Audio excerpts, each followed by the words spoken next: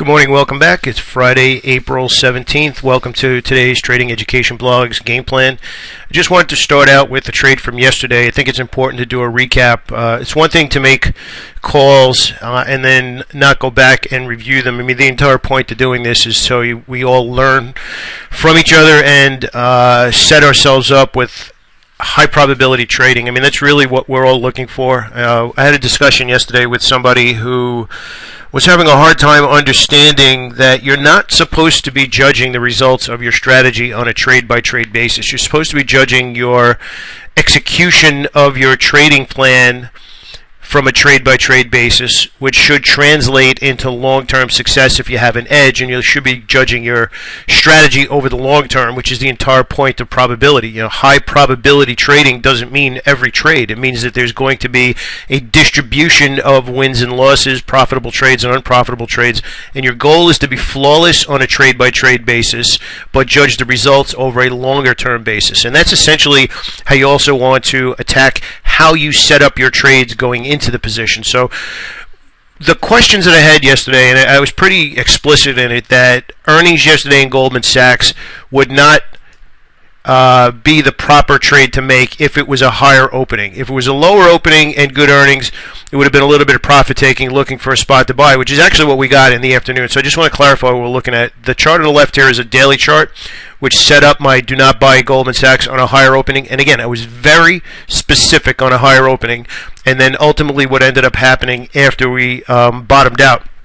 So essentially what I want to point out is there is a general flow that happens more often than not in the market where you will get let's call it 2 to 5 days in one direction, and if you open in that same direction, get push, and then reach what the stock would quote-unquote normally do, or its ATR, you will tend to get what is either called exhaustion or capitulation or something along those lines. So you can see it very clearly here. And again, I'm not talking about days where it's consolidating. I'm talking about days where there is order flow, where there's obvious buying or selling going on. So you can see here we had 1, 2, 3, 4 day lower. We actually opened up down here, pushed down, and rallied back. So we had 4 days in a row of selling.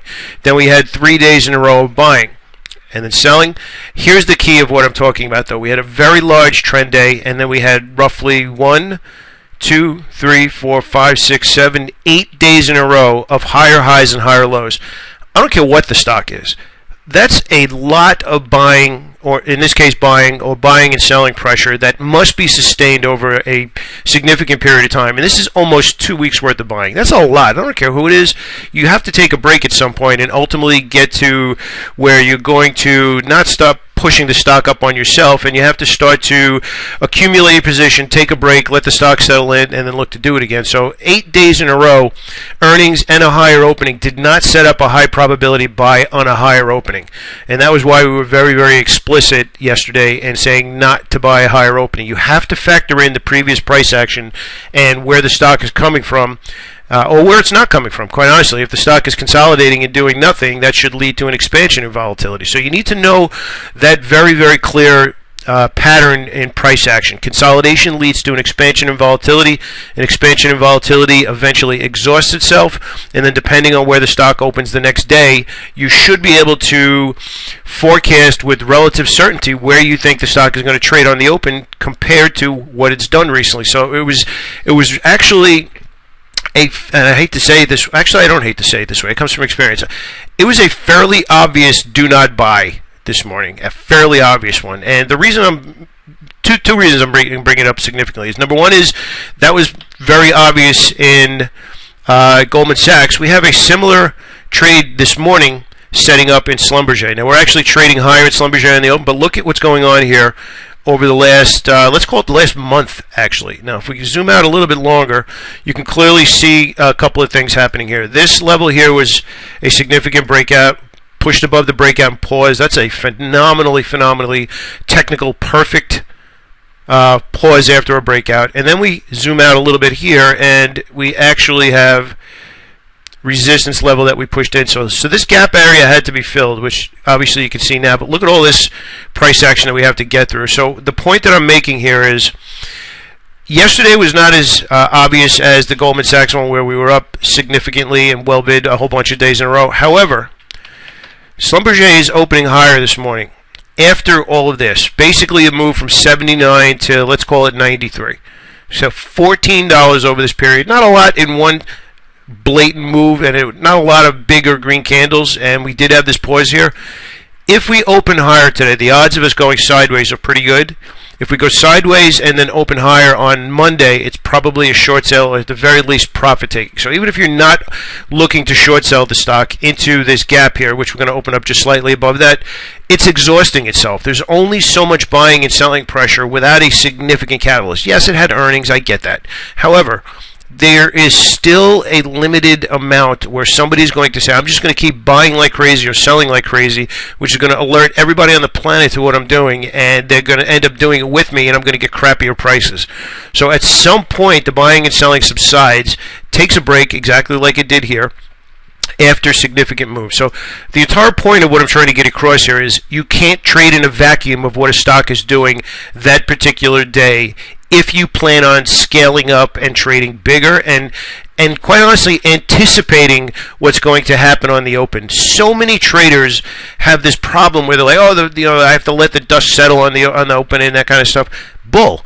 You have a plan and a strategy of what you expect to happen in the market, and what is the difference if that happens at 10 minutes after the market opens or 40 minutes after the market opens. If you have a plan and you have 10 stocks that you anticipate, like we did in Goldman Sachs yesterday, if you expect something to happen based on previous price action, based on recent price action, and then how it opens compared to how it closes, you should have every confidence in the world to trade aggressively when that happens, because it's doing exactly what you expected. Now the argument for that is, well, what about the stocks that don't do exactly as expected? Leave them alone. You only need one or two stocks in the first hour of the day to do exactly what you expected to make your entire day. So don't focus on the ones that don't do exactly what you thought. Focus on the ones that do. And again, I'm going to keep going back to this because it's a real world example. 203 to 198.75. So let's say 203 to 199. $4 in the first 40 minutes of the day. That's a big move just based on knowing price action and anticipating it. All right, so let's actually shoot over to scanning for today. Actually, you know what? Let's go over the market.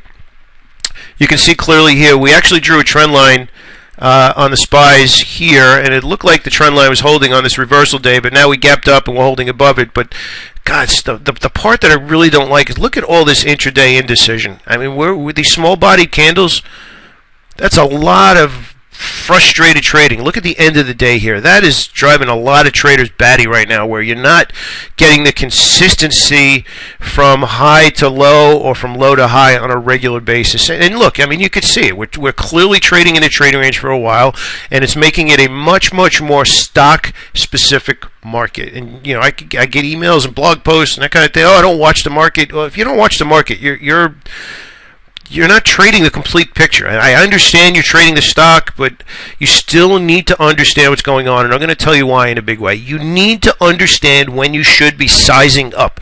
You can't make $1,000 on a day you should have made $2,500 or $3,000. And there are days when the market is more obvious and you have every reason in the world to push it. I'm not saying to give all the weight in the world to the market, but you absolutely need to pay attention to what's going on in the market. Okay, so just a quick scan looking at some individual stocks. We're going to pop up the screener, and we are going to go over to what I have as my volume, certain price, and average true range on the day.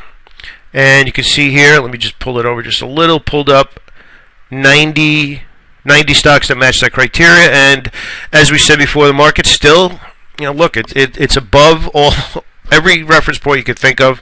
Let me just pull this out here on the weekly chart just to give a little bit bigger picture.